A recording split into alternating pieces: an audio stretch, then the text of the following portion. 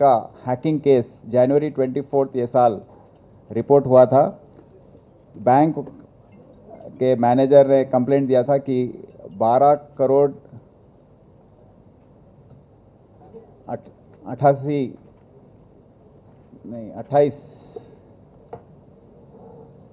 12.48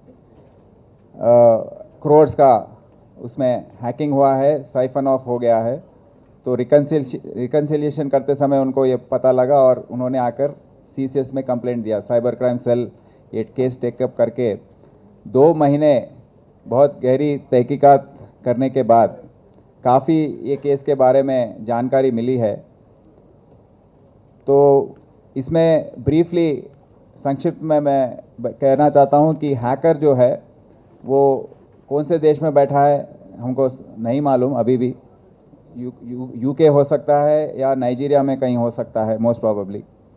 तो उसने नवंबर के महीने में 200 फिशिंग मेल्स महेश बैंक के एम्प्लॉयज़ को भेजा था। 200 एम्प्लॉय को 200 मेल भेजा उसने, और उसमें 2 एम्प्लॉय वो जो फिशिंग मेल्स हैं उसको क्लिक किया। उन्होंने उनके बिजनेस के संबंधित विषय में मेल आया था तो उसने क्लिक किया। क्लिक करने पर उसका जो मेल है हैकर है वो उनके सिस्टम से कनेक्ट हो गया, क्योंकि उसमें रिमोट एक्सेस ट्रोजन एक था, वायरस का नाम है, वो ट्रोजन था। उसकी वजह से कनेक्शन हो गया। कनेक्शन होने के बाद ये हैकर की लॉगर सॉफ्टवेयर भेजा है वो दोनों सिस्टम में। की लॉगर सॉफ्टवेयर भेजने के बाद क्या होता है कि जो भी वो 2 एम्प्लॉय काम करने वाले बैंक में टाइप करते हैं, अपना यूज़र आईडी पासवर्ड टाइप करते हैं, तो उसको पता लग जाता है। तो इसके द्वारा की लॉगर सॉफ्टवेयर के द्वारा उसने ये दोनों एम्प्लॉय का यूज़र आईडी और पासवर्ड उसने मालूम कर लिया। उसके बाद ये 2 सिस्टम्स के द्वारा वो, क्योंकि सिंगल नेटवर्क पर है, जो सुपर एडमिन कहते हैं, सुपर एडमिन जो वो होते हैं बैंक में जिनको डेटाबेस जो है उसके साथ इनका कनेक्शन होता है। उसमें एंट्री करने का और उसको एक्सेस करने का जो पासवर्ड हो या यूज़र आईडी हो, इन्हीं के पास होता है। पर महेश बैंक में 10 लोगों के पास ये सुपर एडमिन का यूज़र आईडी जो है और पासवर्ड जो है दिया था 10 एम्प्लॉयज़ को। तो जब भी ये 2 एम्प्लॉय ये 10 एम्प्लॉय से संपर्क करते थे और टाइपिंग करते थे या कुछ मेल एक्सचेंज करते थे, तो पूरा इन्फॉर्मेशन वो हैकर को पहुंच रहा था। तो ऐसे जनवरी 6 से लेके जनवरी 23 तक उसने ये की लॉगर सॉफ्टवेयर के द्वारा जो सुपर एडमिन का यूज़र आईडी पासवर्ड मालूम करके उसके द्वारा मेन डेटाबेस में एंटर हो गया था। इसी समय दूसरी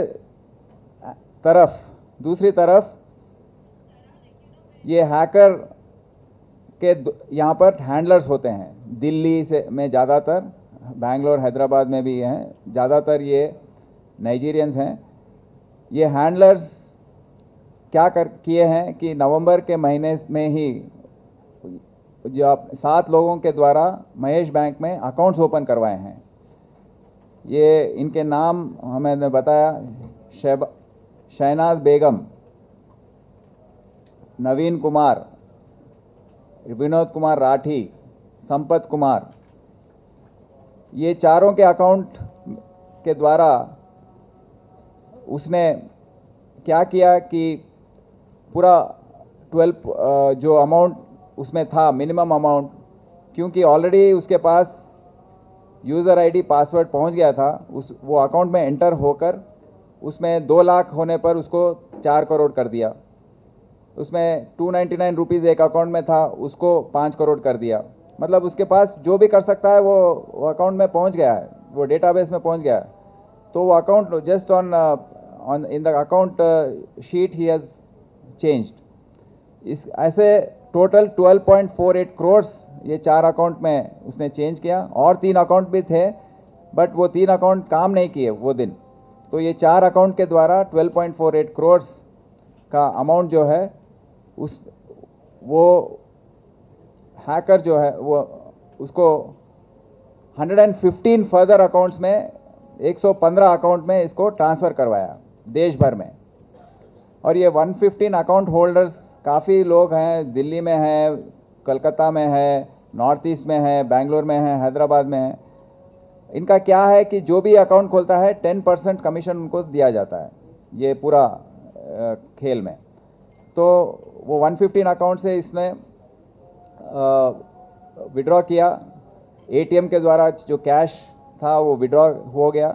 और ये 115 अकाउंट्स के बाद और 398 अकाउंट्स और खोले गए, देश भर में कोने कोने में ये अकाउंट्स खोले गए, वहाँ पर भी जाके एटीएम्स के द्वारा कैश विड्रॉ किया गया।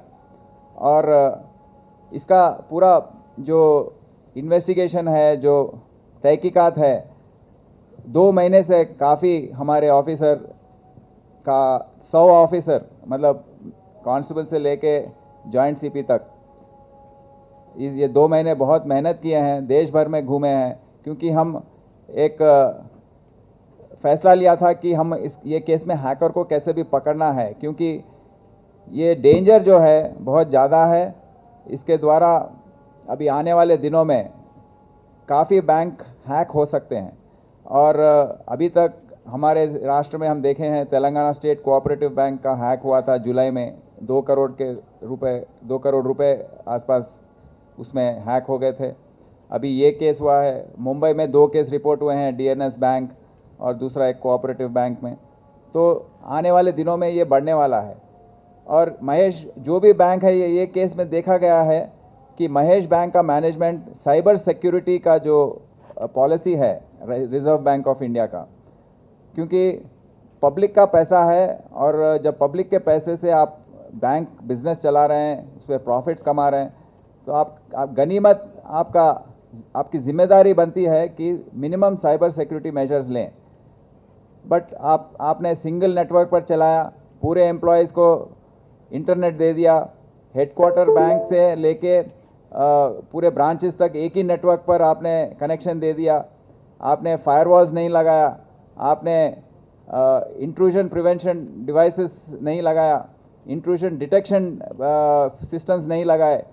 तो ये सब गलतियां बहुत होने पर ये हैकिंग हुआ है। तो उनको भी हम ये केस में हम डालेंगे और उनको हम एग्जामिन करेंगे क्यों ऐसे हुआ है। और एक सॉफ्टवेयर डेवलपर है इंट्रासॉफ्ट, जो मुंबई बेस्ड है, तो उन पर भी हमारा शक है, क्योंकि कोऑपरेट नहीं किए हैं अब तक। तो उनको भी हम अब आने वाले दिनों में इसका क्योंकि ये लंबा चलने वाला है और हैकर जो है वो दूसरे देश में है, हम इंटरपोल अप्रोच होंगे। इंटरपोल के द्वारा ये जो आईपी एड्रेसेस हैं वो दूसरे देश में आ रहे हैं और प्रॉक्सी आईपी एड्रेसेस हैं। तो इनका एक्चुअल आईपी एड्रेस क्या है, कौन है ये आदमी, ये मालूम करने के लिए इंटरपोल की सहायता मदद हम लेंगे। Thank you.